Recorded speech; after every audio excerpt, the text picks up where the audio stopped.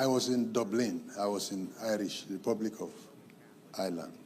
And I went to preach in a Roman Catholic university that was built about 200 years ago.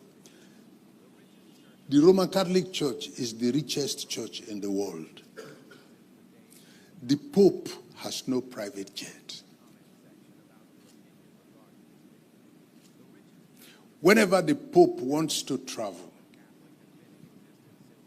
in January, they make a list of his itinerary for the year. You are going to have to patiently listen to me and endure me. Because some of you are not going to be comfortable with some of the things I'm saying. Because some of you are preparing and praying and fasting so that you will soon buy a private jet as a man of God. Please go ahead and buy it. But listen, the richest church in the world is the Roman Catholic Church. I preached in a Roman Catholic university last week in Dublin.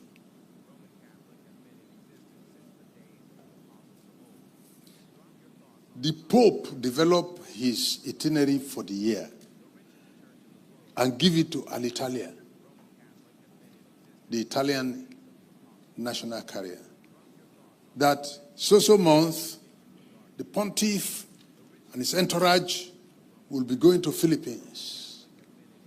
They will be returning so date. Carry them. So month, the Pope and the cardinals, they're going to the Caribbean. Take them and bring them back. The Alitalia has the itinerary and they run it as an airline.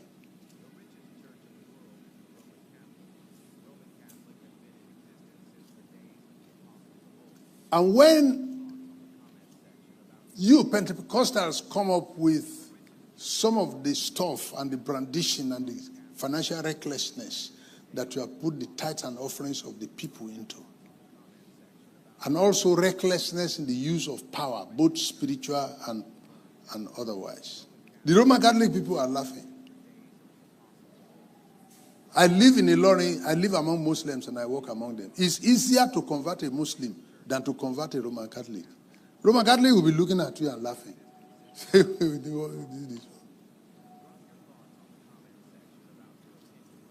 In Dublin, where I was last week, St. Patrick is all over the town, signboards and so on and so forth. St. Patrick is a Roman Catholic priest. And he ordered all the snakes in the Republic of Ireland to gather, and they gathered.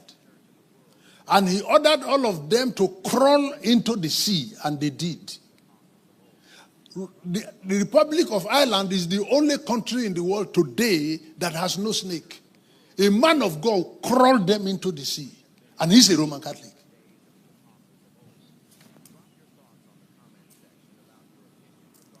Mommy and I were passing through Paris on Monday. And Mommy pointed to the wall and said, "See the picture of Father Dennis."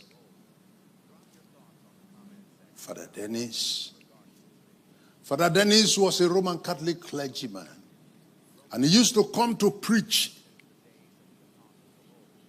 in a square in Paris, dressed in his cassock. And one man walked up to him and said, "Don't come here to preach again. We don't want to see you around here. Don't come and talk about Bible here." And Father Dennis would not hear. The last time Father Dennis preached in the square in Paris, the man arrived with a knife and was sitting to one side of the square and sharpening his knife while Father Dennis was preaching. The noise of the sharpener will attract Father Dennis all the time, so he takes a glance at him. And the man also take a glance, and you will soon hear from me. And then he will be sharpening And when he was done with the sharpening, he sharpened it so sharply he didn't want to throw the knife twice. So he went to Father Dennis and told him, we've told you not to come here to preach, you refuse. Wham! One swing. Father Dennis' head dropped down. And Father Dennis himself picked his head in his hands.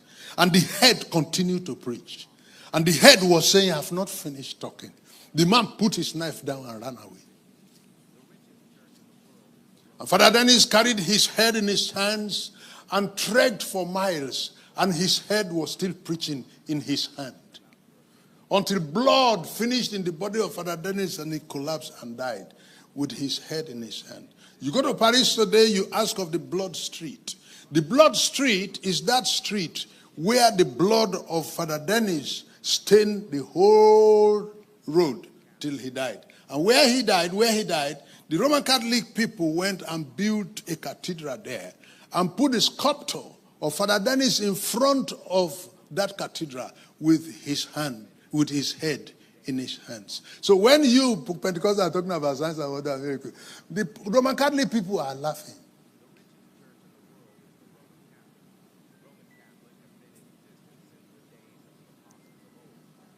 And so much has been, and is that not the same Roman Catholic today that churning out millions of dollars to pacify abused members?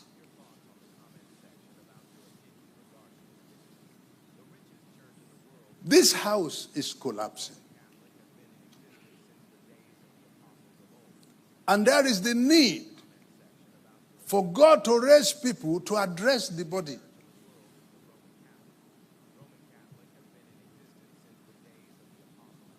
Sometimes rehabilitation, restructuring, repairs can be very costly.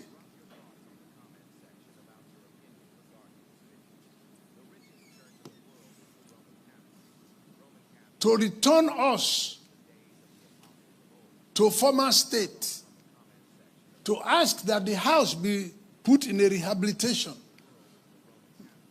get workers to remove the roofing sheet that is leaking and put another one, strengthen the pillars, and so on and so forth. It's a great work.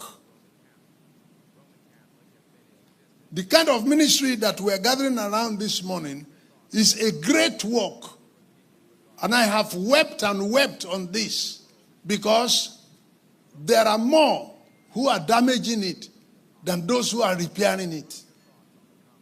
Those who are damaging it have the social media to their advantage. They have money to their advantage. They have education to their advantage. They have seized the front lines of public news and media. Those who are repairing it don't have money. Those who are repairing it are conservative. Those who are repairing it are looked at as primitive. So the damage to the house of God, those who are repairing it, they are fewer than those who are damaging it.